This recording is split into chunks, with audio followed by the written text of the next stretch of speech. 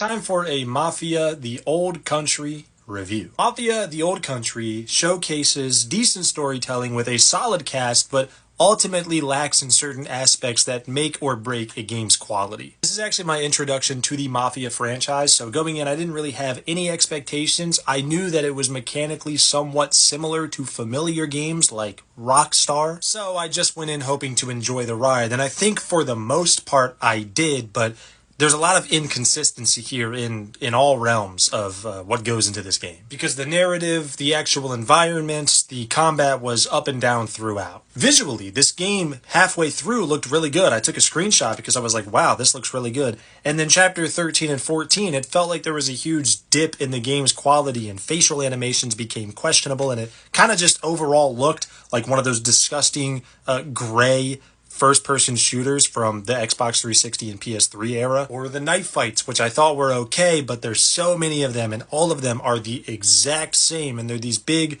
build-up to the bosses, and I'm just like, it's the same shit I've already done so many times before in this game. Or the stealth, which I thought was decent, but not complex enough and utilized so much to where I kind of just forced every single encounter to be a gunfight because that's way more enjoyable. And as the game went on, the occasional bug became more frequent and way more obvious. Cars would clip into the ground and they would just kind of twitch out there. Characters would pop in and out of frame randomly. Nice driving! Sometimes the gunfights felt like they weren't really registering properly. Maybe that was an issue on my end, but even then, Enzo himself at times would just kind of tweak out on screen when I'm just walking forward. Nothing impacted the actual gameplay, so it's not like anything was a hindrance, but you know how I feel about bugs.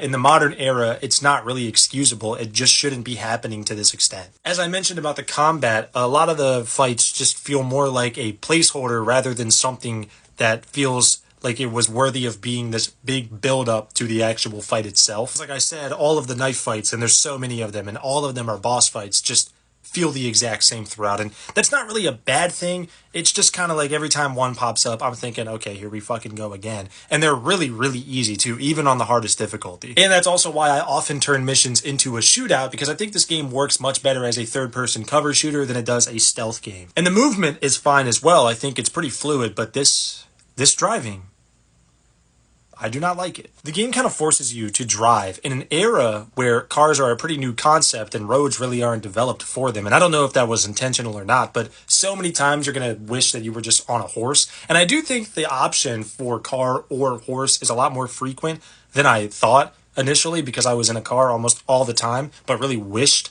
I was just riding a horse because that feels so much better. And the game encourages you to go so fast in the cars, and like, you can't. There was a race midway through the game. There's a race that you have to win. And there's a section in the race, later in the race, where Cesare will be like, step on it here, you're good. If you do that, you are fucked. All down to my driving.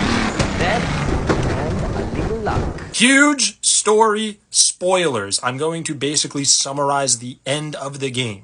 Just a warning. Shove everything aside that I've said so far, and let's just try to focus on the story. I really wanted to love this story the way that I did, like 8-10 hours into the game. And I personally just feel like the end of this game, the narrative, really just kind of ruins all of it. So everybody knows by now, I would assume, that this game is fairly short. It's coming in around like 10 to 12 hours, and it's got 14 chapters in it, so most chapters are under an hour. And it takes a good 4, 5, 6 chapters for it to go anywhere interesting, but that's only like 2 or 3 hours. And I think once Enzo becomes a member of this family, the Mafia, by the blood oath, is when shit really starts to hit the fan. Okay, in short, at the start of the game, Enzo, the main character, is a mine worker, a caruso, as they like to call them, in 1900s Sicily. They work under a few different chains, but at the top of this chain, the Mafia that they take place in is operated by Don Spadato. On the other end, the Mafia that ends up saving Enzo from that Mafia is operated by Don Teresi. A character by the name of Luca ends up saving Enzo, and he saves him again later down the line in the story, not that far down the line.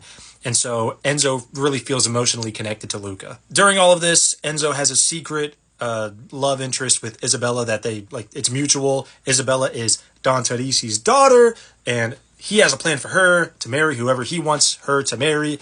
and they don't think it'll be Enzo, but Enzo is like, oh, I'm gaining his trust. I promise it'll be me soon. So they keep it a secret for now. Well, they go to war with each other, the two mafias. There's a few different mafias to play here, but the ones that are important are the ones operated by Don Teresi and Don Sperado. And then in the heat of this war, Luca dies. So now Enzo feels like he has an obligation to bring justice to Luca's death and his family. All of this is fine. This is all cool. I'm cool with all of this. The biggest issue I have is that Enzo, the main character, kind of feels like the most monotonous person in this whole cast because everybody has pretty well-written characters and portrayed characters, and the performances are pretty good. So not only is it kind of hard to sympathize with Enzo or kind of take him serious at times, it becomes even worse because the game kind of forces tragedy at the end of it. Basically, at the end of the game, once things have kind of settled down, the war is over, Enzo has taken care of all the serious business that the Don wanted him to. He feels like he can now move to America in secrecy with Isabella, but that whole plan is foiled by this bitch-ass motherfucker Tony, who is a piece of shit. Isabella is pregnant during most of this, by the way. I don't know if I went over that yet, but basically,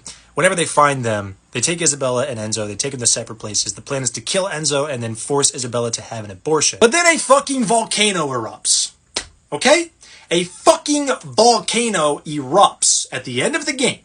And everybody fucking dies. And you might be thinking to yourself, like, everybody dies in the volcano? Or like, what's up with that? Well, Enzo escapes, and you have a boss fight with Cesare, which you win, and then you lock him somewhere, and then you have like a million members coming at you, and it's just a bunch of fucking shootouts. Then you have a boss fight with the Don, and then you have another boss fight with the Don, and then after all of that, Cesare somehow managed to escape where he was trapped from during the midst of this volcano eruption that's going fucking apeshit, and the whole place is basically just burned already. Yeah, well, Cesare fucking kills Enzo. And the only reason I could think of why this happened is because he felt like he maybe had an obligation to the Mafia and the Don himself as like a mission to kill Enzo, and he just couldn't rest until it was done. Or he just doesn't fucking care anymore because basically everything he ever knew is now dead and gone. I don't know. It doesn't make any sense because while this is going on, Isabella escapes. You have a boss fight, which is actually the final boss fight. You play as Isabella. You beat Tony. Fucking stupid ass final boss, by the way. And then you find where Enzo is, and Cesare is like, here's the tickets to America. You have nothing left. Go. What the fuck was the point of killing Ed? I don't understand. And like I had said, I really liked this story from like chapter 4 and 5 up until about chapter 13.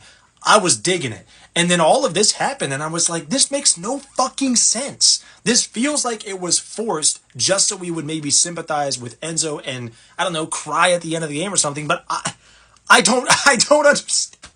I don't understand why this is the direction they decided to take at the end of the game. It really makes no sense to me. I wouldn't say this is a bad first experience with a Mafia game, rather a confusing one. Because I think I like this. I'm pretty sure I enjoy this, but at the same time, the ending completely loses me and it feels like a fuck you to my face. Sometimes I'm really enjoying the combat, other times it feels like it's getting stale, it's getting boring. Sometimes the game just starts fucking bugging out like crazy. I like the story until I don't like the story. It's really just a pile of inconsistency and none of it remains as good as it once was. It's kind of like a hard shell taco.